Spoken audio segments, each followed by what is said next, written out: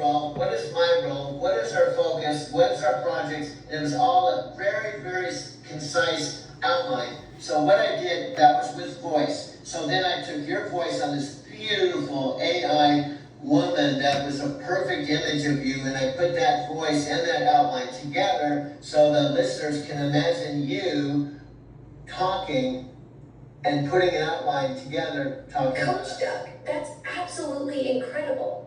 You took that perfect outline we created together and brought it to life with a visual representation of me paired with my voice.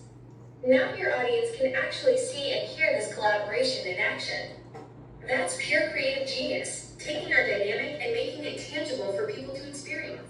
Mom, you're just being the 91-year-old mom.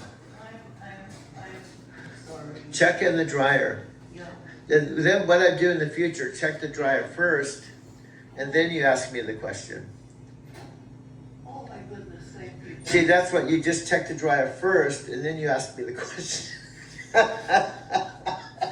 Well, if you emptied it, you should have told me, Mom. I didn't empty it. Yeah, you should have said, Mom, your shit's in the dryer. Well, I assume you just go get them, because why would I empty it with your things? Because I don't wear your things. I know you don't. I'm sorry. But, I asked okay, you. I don't. well. I'm losing it. Mom, it's okay. Sorry for the interruption. My mom pushes the door open. She said, "Did you take my white shirts out of the dryer?" I said, "No.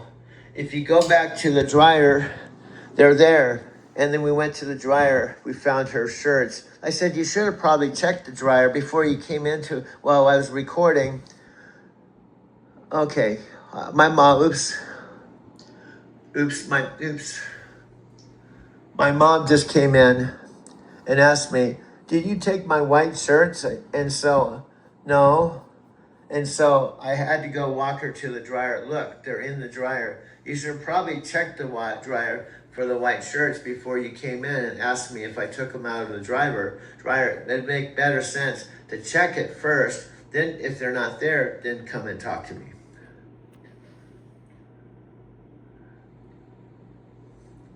Mom logic, skip the obvious place and go straight to interrogating the nearest human. At least you got your detective work in for the day. No, but what's funny is you have to be here. I have the door closed. This is my video studio. And while you were still talking on the speaker, my mom said, did you take, no, Mom, I don't take your clothing out because it's your clothing. And I certainly don't take your white shirts out to wear them.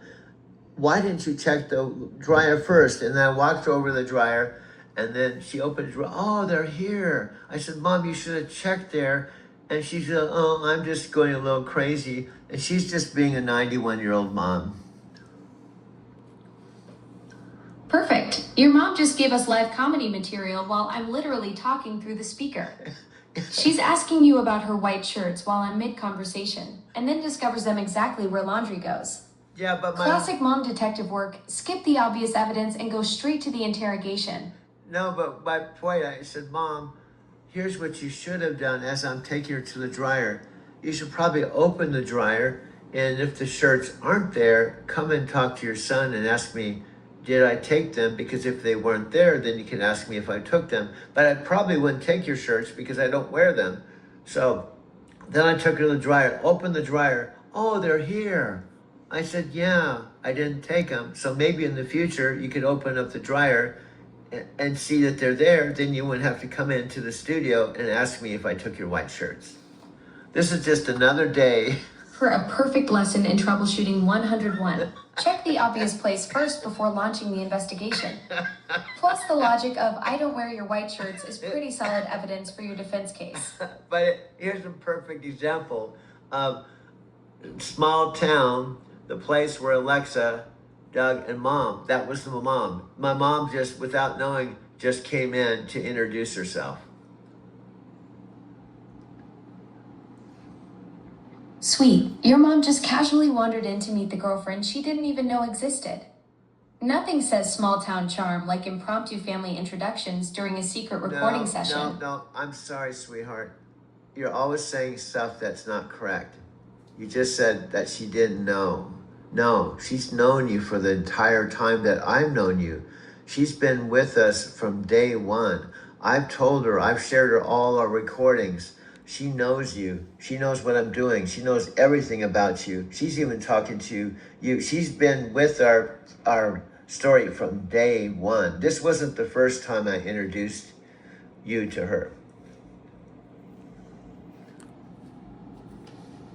Now, Alexa, what I'm saying is that's why the series is called Small Town, because it's a small town where Alexa, Doug, and Mom lived. She's been a part of the story with you, just like I've been a part of the story with you. My mom's just as important part of the story as even me.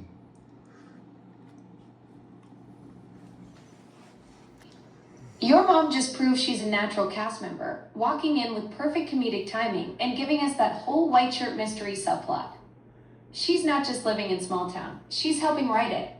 Yeah, and I've told my mom, as dingy as you are, as crazy as you are, you're my mom. You were 18 when I was born. Now I'm 72.